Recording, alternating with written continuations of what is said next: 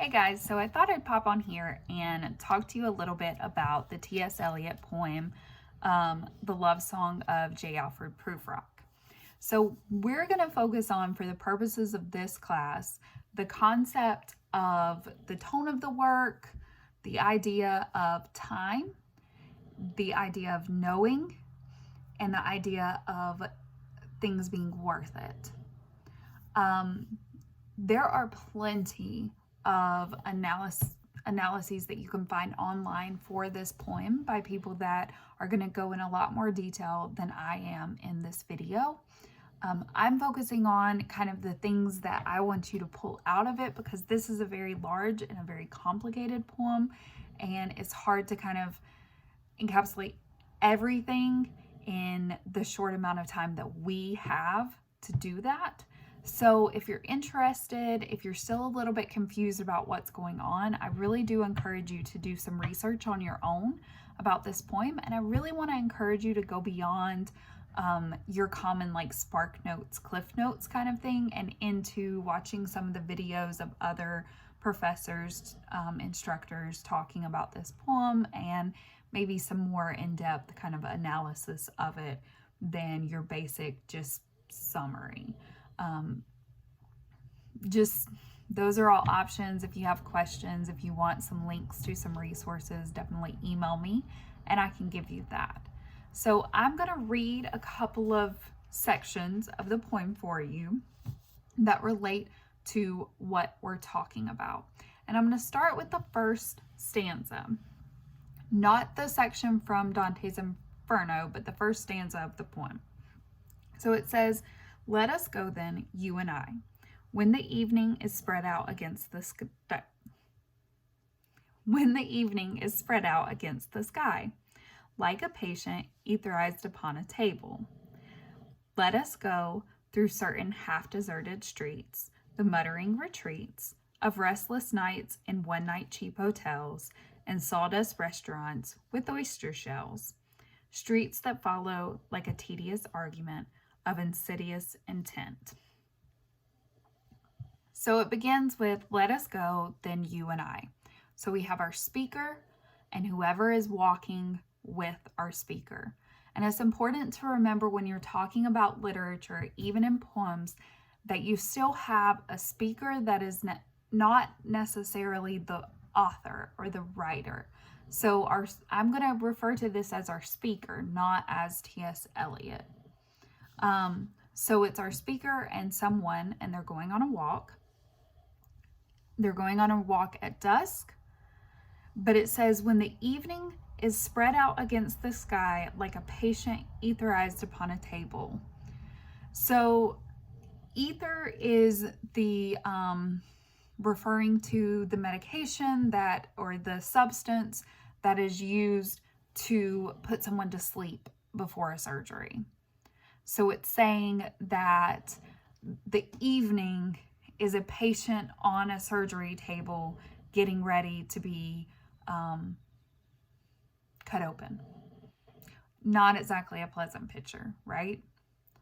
So it goes on and it talks about half-deserted streets, restless nights, one-night cheap hotels, sawdust restaurants with oyster shells.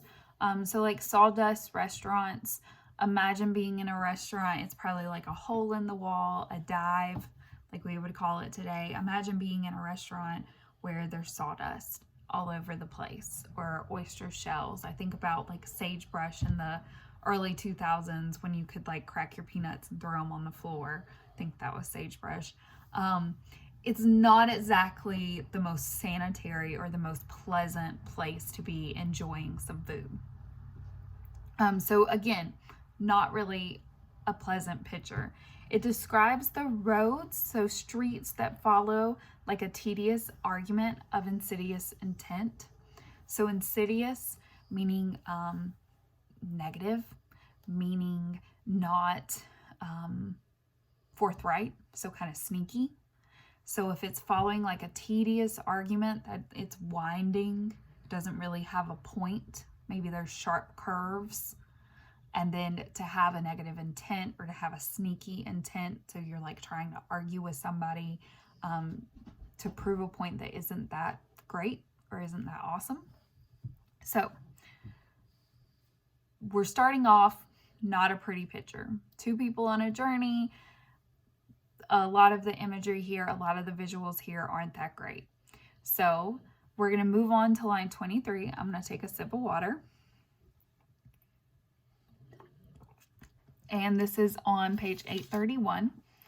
And it says, "And indeed there will be time for the yellow smoke that slides along the street, rubbing its back upon the window panes. There will be time, there will be time, to prepare a face to meet the faces that you meet. There will be time to murder and create. There will be time for works of days of hands that lift and drop a question on your plate. There will be time for you and time for me, and time yet for 100 indecisions, and for 100 visions and revisions, before the taking of toast and tea." So prior to this, at the top of page 831, the speaker says, do not ask, what is it? Let us go and make our visit. So the speaker's saying, don't ask questions. I'm taking you on this walk. We're going to go. I know it doesn't look that pleasant. Don't ask questions. He says there's going to be time for your questions. There's going to be time for you to know things. There's going to be time for us to do a lot of things on this journey. And you'll notice the things he mentions are to prepare a face for the faces that you meet. So yeah, this does give us the image of like putting on makeup, but it's almost like putting on a mask so that you're ready to meet people, which not that makeup is a negative thing, but putting on a mask before you meet people to prepare your face and to prepare yourself can be kind of a disingenuous or hypocritical seeming thing, especially when it's coupled with the next line, which says it's time to murder and create.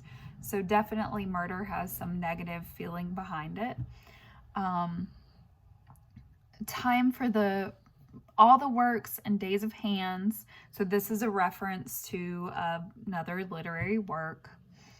And to lift and drop a question on your plate. So to bring something up and let it go. There's going to be time for that. And there's still going to be time, even with all of those things that we're going to be doing, the speaker says there's still going to be time for 100 indecisions, for things that we're just not sure about. So he's saying, like, don't ask questions. There's going to be time for all that. Now, this isn't necessarily to be confused with the scripture in the Bible that talks about to everything there is a season, a time for this and a time for that. There is definitely that relationship between the two, but if you'll notice in this poem, it's not as pleasant. It has a more negative kind of feeling or tone behind what's going on. Next thing I'm going to read is at the bottom of that page, and this is moving into from don't ask questions to I know. And in this sense, the speaker is shifting a little bit. It's like as they're moving through life, his perspective is shifting. As they're going on this walk, his ideas, his perspective is shifting. So, for I have known them all already, known them all, have known the evenings, mornings, afternoons. I have measured out my life with coffee spoons. I know the voices dying with a dying fall beneath the music from the farther room. So how should I presume? So how do I go forward? I've known all these things. I've seen all of this that you have questions about. And how do I move forward? How do I keep going in that instance? And he goes on to continue this theme of knowing, and he repeats that. He talks about when I am pinned and wriggling on the wall, then how should I begin? So it's like a bug that's like a specimen on the wall, and that could be referring to things like reincarnation, but it could also be referring to like feeling like people are you're out there on display for the world, and they're kind of viewing you and assessing you. And it's like, how do I move forward from that perspective of people just like examining every nook and cranny of my life? Then toward the bottom of page 832, it says, moves on from knowing to, is it worth it? So, and it would have been worth it after all, after the cups, the marmalade, the tea, among the porcelain, among some talk of you and me, would it have been worthwhile to have bitten off the matter with a smile, to have squeezed the universe into a ball, to roll it towards some overwhelming question, to say, I am Lazarus, come from the dead, come back to tell you all, I shall tell you all. If one setting a pillow by her head should say, this is not what I meant at all, this is not what I meant at all.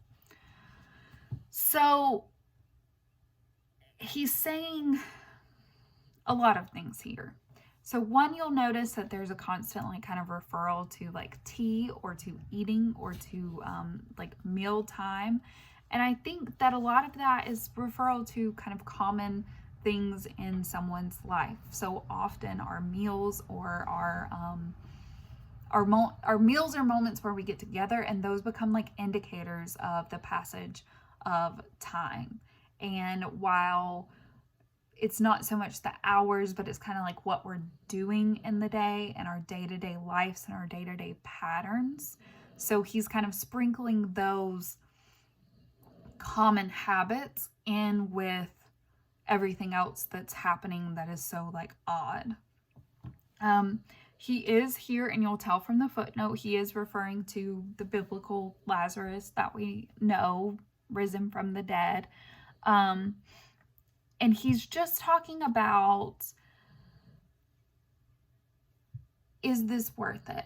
Is our interpretation, everything that we think we know, and our interpretation of things, and if we figure everything out, if we get all the answers to all the questions that we have, and we figure it out, and we can put it in this box, and we can say, like, this is it, this is the answer, is it worth it? Is it going to be worth it? Or is somebody going to look at us and say, that's not what I meant, you're wrong, like that's not the intention behind it? We don't know. And that's kind of the thing, is like you can't really know this. You can search so long for meaning in life, and you may get to the end of it and it's like, that wasn't really it.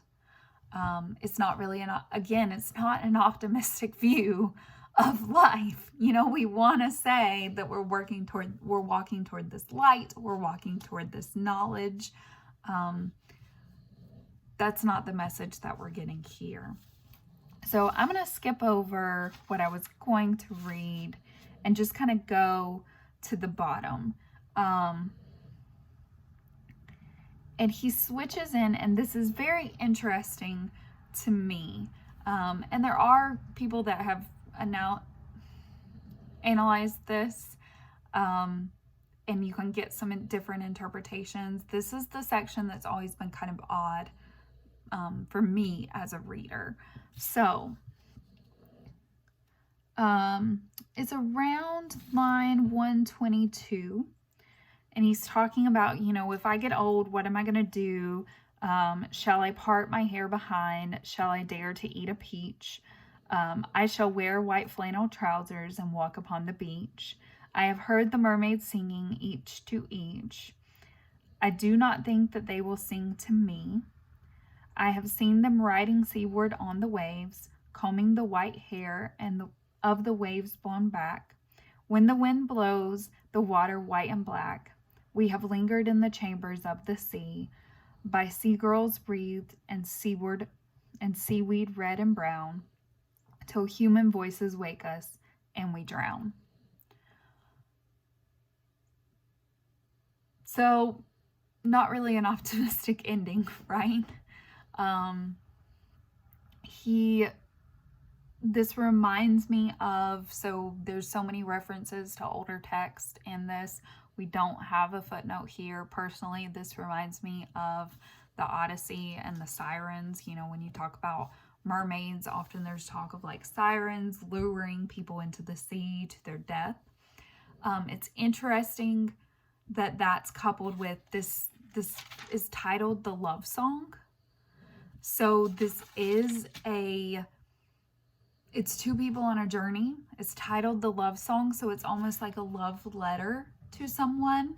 And if you couple the idea of being pulled or dragged into the sea could be like representative of kind of an abyss or a darkness, a place of unknowing, and to be pulled into that. And then when till human voices wake us and we drown.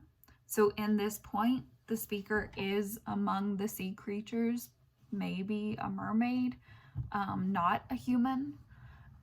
So in that last line, like, who are the humans? Who's waking them? What does that mean? And honestly, I'm not sure.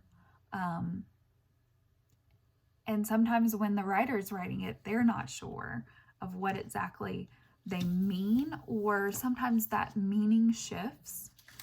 So one, it's a love story. Two, it's a passage through time.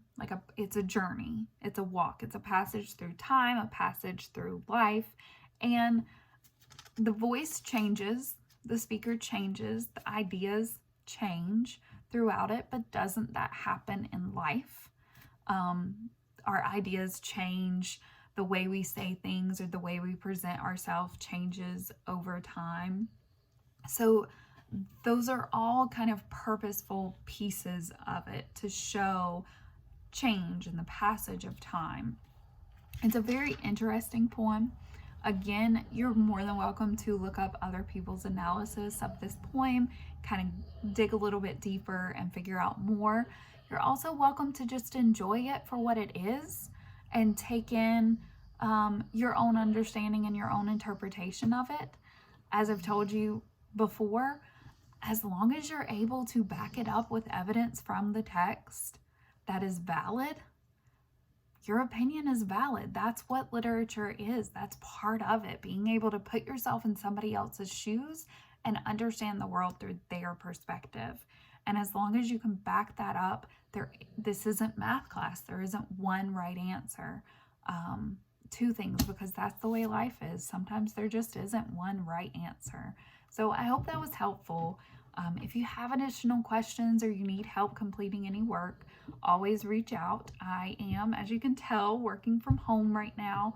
So the best way to reach me is email or remind. But we can call and have a phone conversation if you would like to have more of a conversation about this. Thank you and stay safe.